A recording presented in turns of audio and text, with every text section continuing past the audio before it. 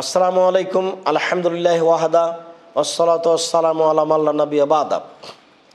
আপনাদের পক্ষ থেকে একটি অতীব গুরুত্বপূর্ণ জিজ্ঞাসা, যা আমরা সাধারণত অনেক বক্তার মুখে শুনে থাকি।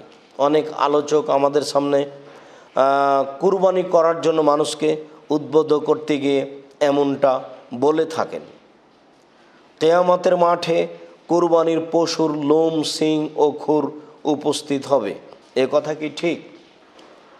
আমরা তো এভাবেও শুনেছি যে কুরবানির পশুর চামড়া, লোম যা কিছু আছে সব নেকির পাল্লায় তুলে দেওয়া হবে।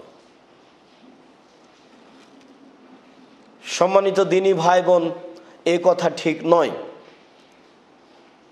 কুরবানির পশুর লোম, শিং, খুর সব কিছু আল্লাহর দরবারে উপস্থিত হবে, আল্লাহর দরবারে উপস্থিত করা হবে, নেকির পাল্লায় উঠে যাবে।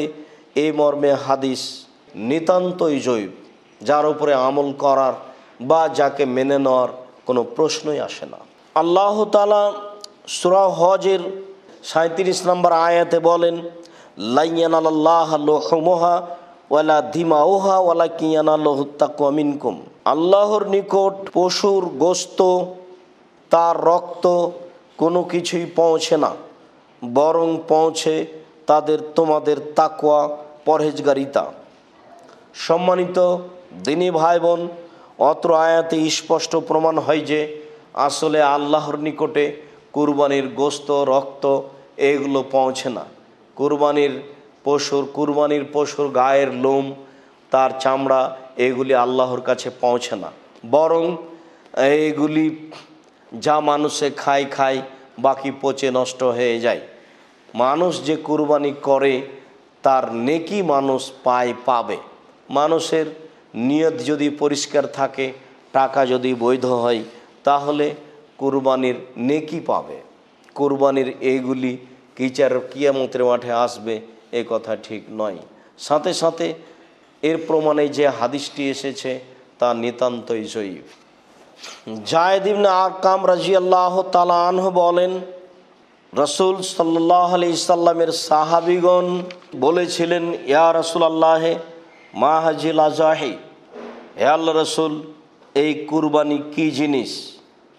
কালা, রাসূল সাল্লাল্লাহু আলাইহি সাল্লাম উত্তরে বলেছিলেন, সুন্নাত আবিকুম ইব্রাহিম, কুরবানি হচ্ছে তোমাদের পিতা ইব্রাহিমের সুন্নাত। কালু, সাহাবীগণ বললেন, ফামালানা ফিহা ইয়া রাসূলুল্লাহ, হে আল্লাহর রাসূল তাতে আমাদের কি রয়েছে, আমরা কুরবানি করে কি পাব? তখন রাসূল সাল্লাল্লাহু আলাইহি সাল্লাম বললেন, বিকুল্লে শারাতিন হাসানাতুন, কুরবানির প্রত্যেক লুম অনুযায়ী একটি করে নেকি হবে। কালু ফাসসুফ ইয়া রাসূলুল্লাহ, আল্লাহ রাসূল পশমেও কি হবে?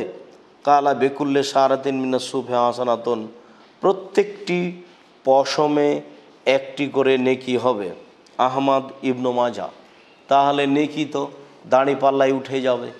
মর্মে এতে বোঝা যায় যে এইগুলি সব দাঁড়িপাল্লায় উঠে যাবে, বিচারের মাঠে দেখা যাবে। সম্মানিত দিনী ভাই বোন, অত্র হাদিসটি নিতান্তই জয়ীফ, জালও বলেছেন অনেকেই। অতএব কুরবানির পশু বা তার গোশত, তার চামড়া, তার শিং কোনো কিছুই আল্লাহর দরবারে উপস্থিত হয় না, বিচারের মাঠে নেকির পাল্লায় উঠবে না, বরং কুরবানির বিনিময়ে মানুষ নেকি পাবে, যা হবে তাদের জান্নাতে যাওয়ার মাধ্যম। সম্মানিত দিনী ভাই বোন, বিষয়টি আমাদের কাছে স্পষ্ট হয়েছে বলে আমরা আশাবাদী। আল্লাহু আ'লাম বিস-সাওয়াব। ওয়া সাল্লাল্লাহু আলা নবী ওয়া সাল্লাম। আসসালামু আলাইকুম।